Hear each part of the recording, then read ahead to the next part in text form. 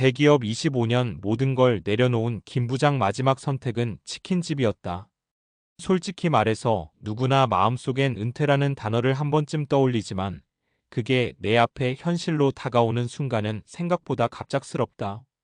회사에서 후배들이 늘고 회의에서 내가 중심이 아니라 구석 자리에 앉기 시작하고 연말 평가 때 예전만큼 크게 다뤄지지 않을 때 그때쯤 문득 든다.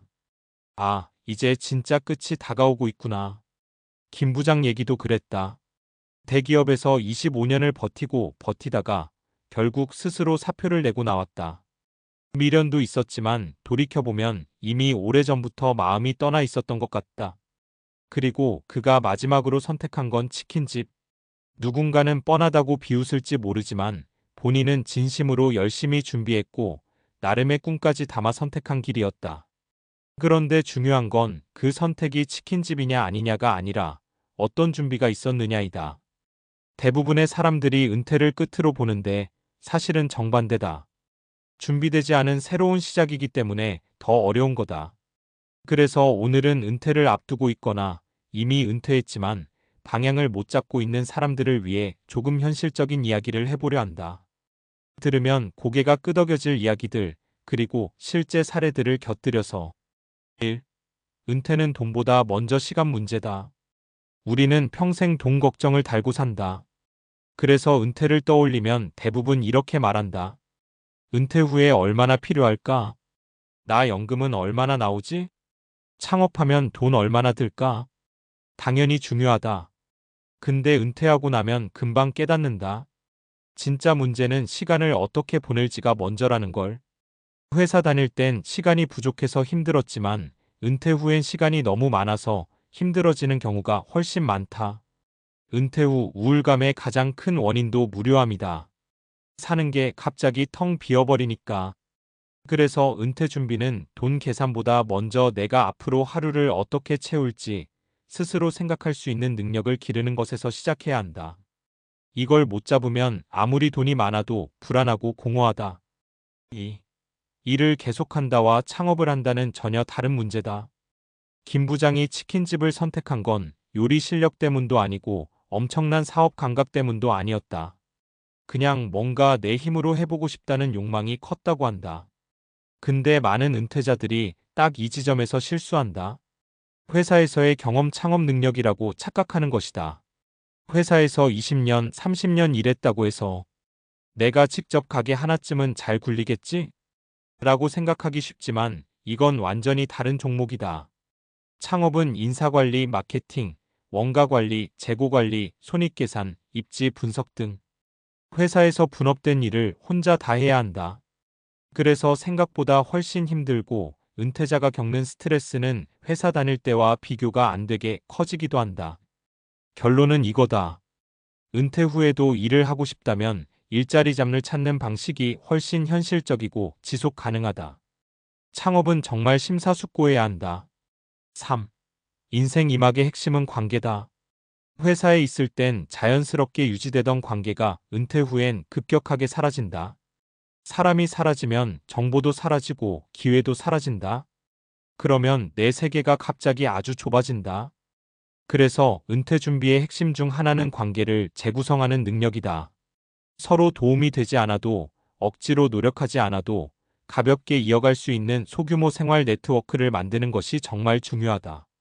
사례 1. 나는 은퇴 후에도 일하고 싶었는데 창업이 아니라 파트타임이 답이었다. 박 과장님 가명은 조기 퇴직 직후 카페 창업을 생각했다. 배운 것도 없고 커피도 잘 모르는데 왠지 할 수 있을 것 같았다. 그런데 가게를 셀프 인수한 지 6개월 만에 닫았다. 가장 큰 이유는 몸과 마음의 피로였다. 은퇴하고 더 편해지려고 했는데 은퇴 후 하루 12시간을 카페에서 서 있으니 오히려 체력은 더 바닥. 손님이 없으면 멘탈이 무너지고 손님이 많으면 체력이 무너졌다. 결국 폐업 후 지역 도서관에서 시간제 직원으로 일하게 됐다. 일은 가볍고 사람들과 계속 대화를 나누고 퇴근하면 시간이 남아 돌아서 운동도 다시 시작했다. 박 과장님이 한 말이 인상 깊다. 내가 원한 건 내 일을 한다가 아니라 일의 리듬을 유지하는 것이었더라고. 사례 2. 내가 뭘 좋아하는지 모르겠어서 그냥 해보기를 6개월 했더니 길이 보였다. 최 대리님 가명은 은퇴 직후 갑자기 무기력해졌다.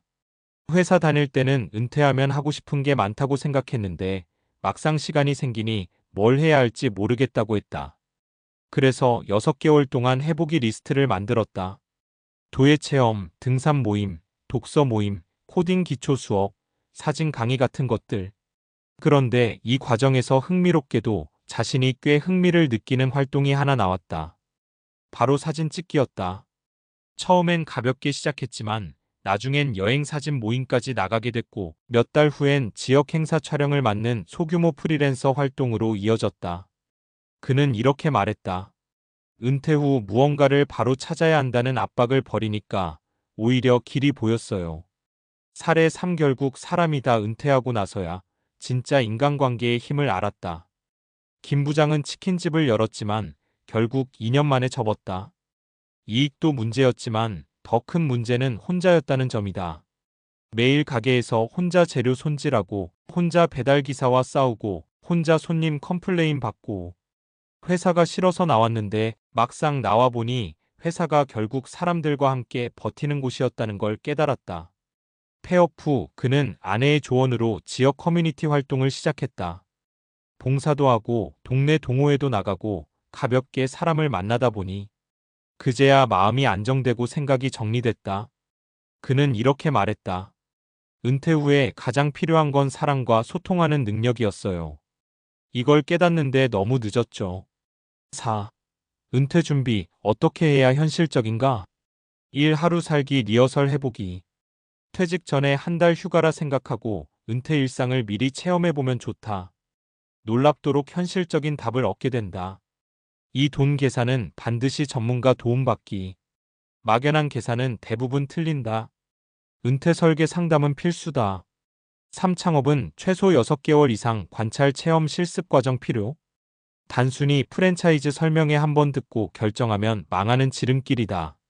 4. 일은 가볍게 이어가기.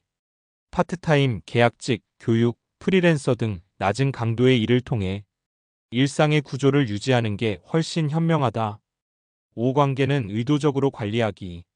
동호회, 봉사단, 공부 모임 등 가볍게 이어가는 연결이 은퇴 후 멘탈을 지켜준다. 마무리 은퇴는 끝이 아니라 준비되지 않은 두 번째 청춘이다. 김 부장의 치킨집 선택은 실패라기보다 은퇴 준비의 중요성을 알려주는 하나의 사례다. 우린 30년 동안 회사에서 살아남는 법만 배웠지 회사를 떠난 후 어떻게 살아야 하는지는 단 한 번도 배운 적이 없다. 그래서 지금부터라도 천천히 준비하면 된다. 은퇴는 인생의 끝이 아니라 내가 나답게 살아갈 수 있는 새로운 시작점이다. 그리고 그 시작점에서 가장 중요한 건 돈보다 일보다 기술보다 내 삶을 내가 채울 수 있는 힘이다. 그 힘을 키우기 위한 연습이 바로 은퇴 준비다.